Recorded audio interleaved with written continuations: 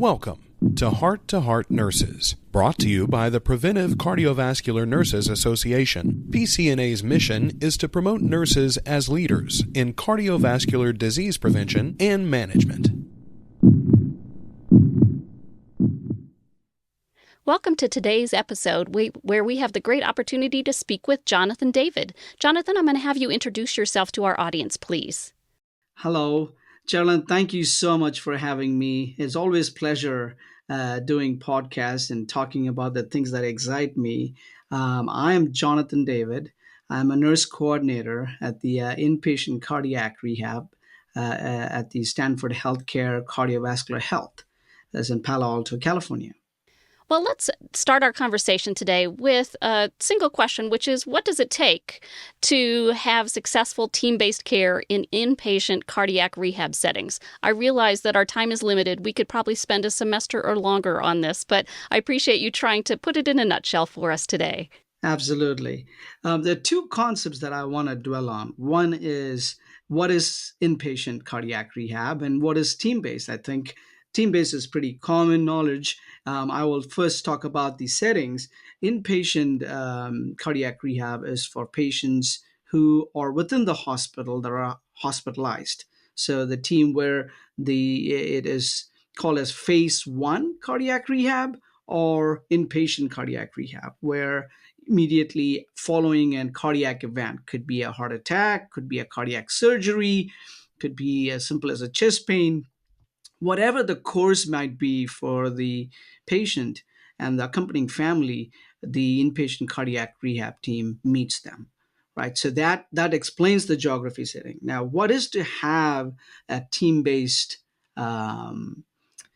setting, and how can it be successful? I mean, there are two groups in it. One is internal, where the team that is going to meet with the patient, and for it to be successful, those are stakeholders that we want to make sure that the internal team are aligned with the common goal, the workflow, the dependencies that are there between each of us as colleagues, that we want to make sure this is how we're going to meet the plan of care for a particular patient. And then what barriers are there? Now, see that and apply that to external stakeholders, because you cannot be a team just being within the team itself. There is a lot of relationships, which I'm going to talk about, which also goes with stakeholder. Now, who are the stakeholders? That's transdisciplinary, from physicians to advanced practice providers to even the family, extended family, and so forth. You think of anyone in the hospital that overlap care. That's a team. Those are team members as well. So to summarize, there is both internal and external. For it to be successful and team-based, I think it has to be cohesive, that everybody knows what is needed for us to provide a successful team-based care.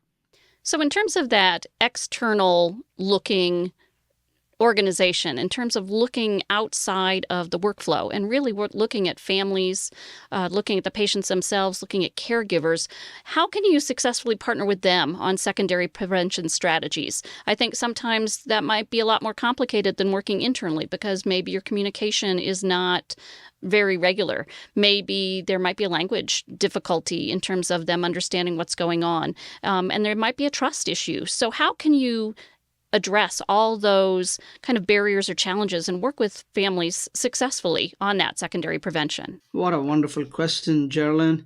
You hit upon what is at the center of everything that we do. I heard many years ago from a patient, and I asked this patient, can I share that when there is a moment such as this? And he said, yes. If it is about me, then there's nothing without me. Meaning, if we're going to talk about a patient and their plan of care, then if the patient is not in it, then it's of no use, because it's all one unidirectional. So what does it take to partner? Even before we go and complete with the partnership, it takes active listening, and it takes silence, allowing them to express what their needs are, what their concerns are. What is that they want to achieve? What is that they want to see in their care? And at times, as the providers we listen or team members we listen, we want to anticipate their needs. We want to anticipate the barriers. We want to anticipate the complexity that they will face. Now, that's where the trust begins. When the patient and the family feels that we are able to listen and really listen actively and restate what they are asking, and making sure that I have or we have understood it clearly what they meant, and build on that. So we're starting from what they know. We can't build medical knowledge or procedural knowledge or any information on the plan of care without building on what they already know. So that's very critical to build on that. Now, there are many tools. I want to one mention from PCNA. There are many tools for patient making, decision making. There are a lot of educational tools. We want to use that as a shared decision making. Take a procedure, take a cardiac event, disease or disorder. We have tools that we could use and show to them, and this is what it is. You could read upon it, ask questions, and you could circle back with them. So you build on. So what we're trying to do is an active shared decision making through patient decision aids. So thus, there's many approaches we could take in building on the partnership, but this is where we could begin and build on. We've been focusing thus far on patients, families, caregivers, and kind of the external part of the team when it comes to team-based care. I'd like us to revisit what it takes to have an effective team within the clinical or the hospital setting, in that inpatient cardiac rehab setting where an individual has had an event.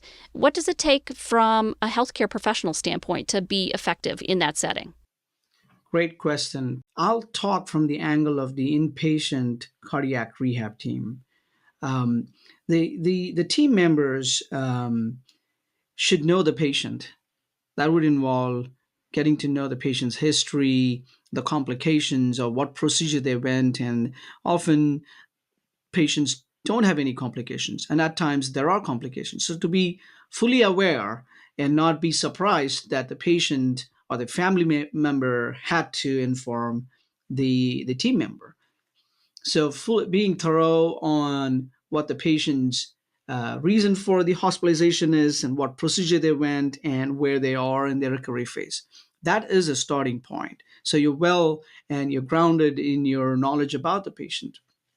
Additionally, there are team rounds. I think every facility, every organization have team rounds. So it's important for the cardiac rehab team members to be attending the team rounds to understand and get input from the other teams and on what the plan of care is. So that will help them to support, be aware, and look for. Sometimes we may quickly discharge a patient, like, okay, we have done our part, but then there is at times there is a need that we need to go back and support them on that need. So being up to date on every day, attending the team rounds is important. So these are two fundamental workflow apart among many. This is crucial to be successful.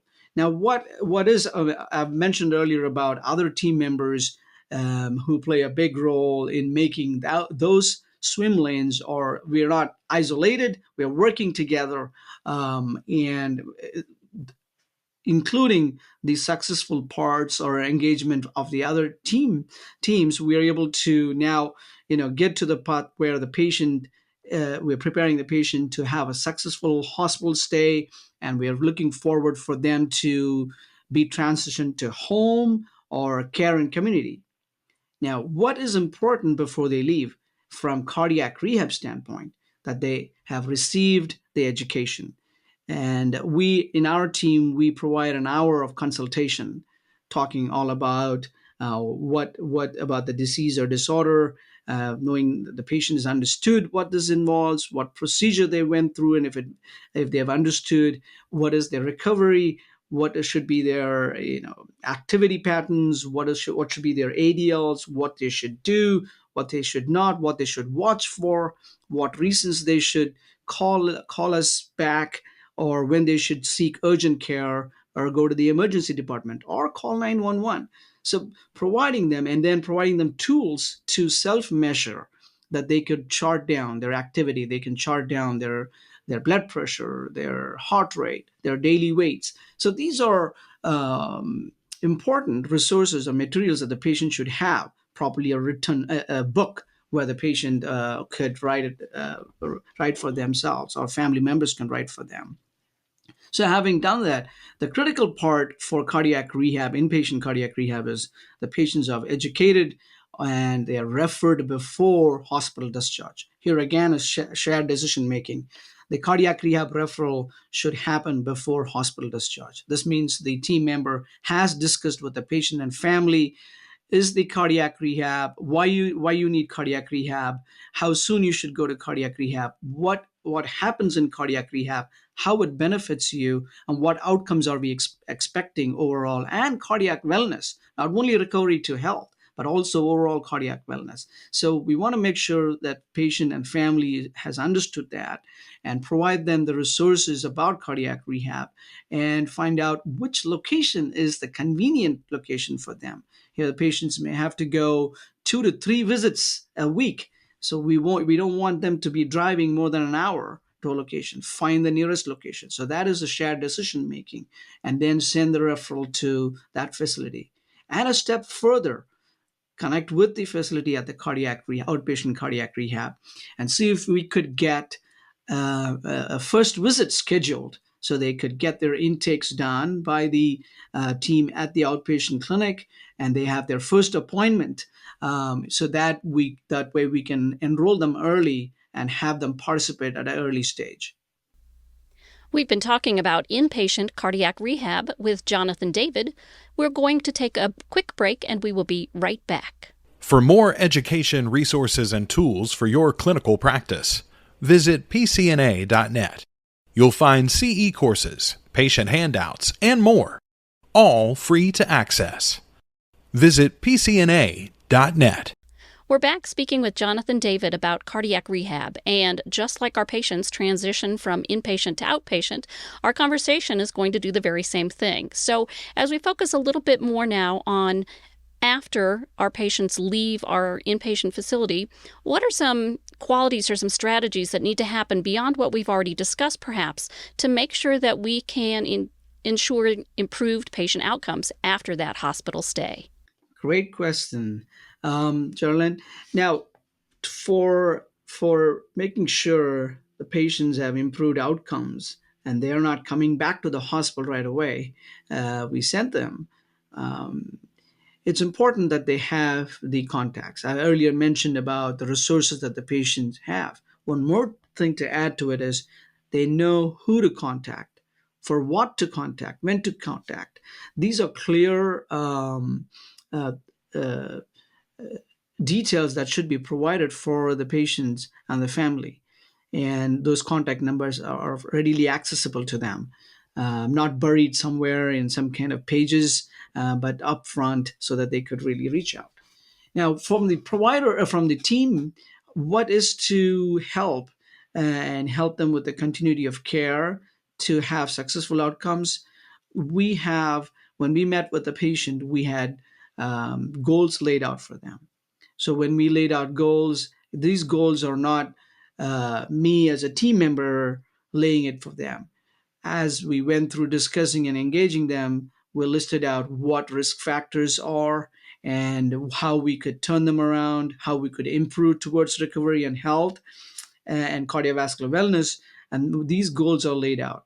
And having the patient's engagement in what should be the goal and how should we measure it, and having the kind of a soft agreement, and by what timeline, and what if this is not happening, what resources do you have, and who should you contact, and making those contacts or referrals. So these things are, uh, building blocks for us to have successful outcomes, because without which reaching or improving successful outcomes, it is going to be hard, because there is discontinuity in workflow or a process to care.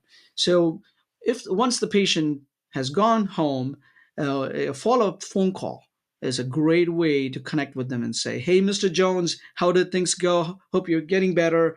Were you able to do your walks? Did you check your temperature? How is your blood pressure going? Are you taking your medications? Kind of, each phone calls have a list of questions to ask, making sure we have that process or standard workflow to follow up on questions.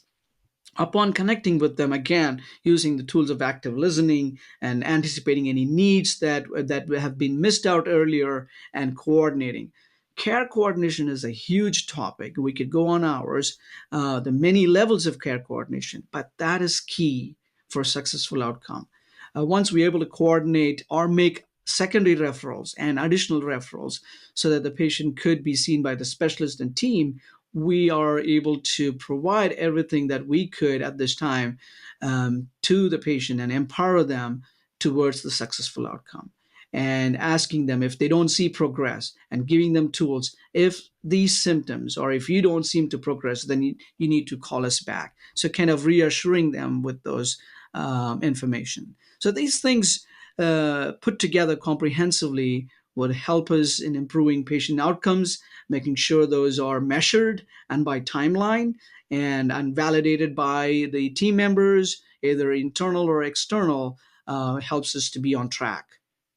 Not to forget the providers on the inpatient, the teams in the hospital, in supporting continuity of care, should send, or should be able to send, the relevant medical records to the family care physician, a PCP, or the specialist, or the cardiologist, and the outpatient cardiac rehab.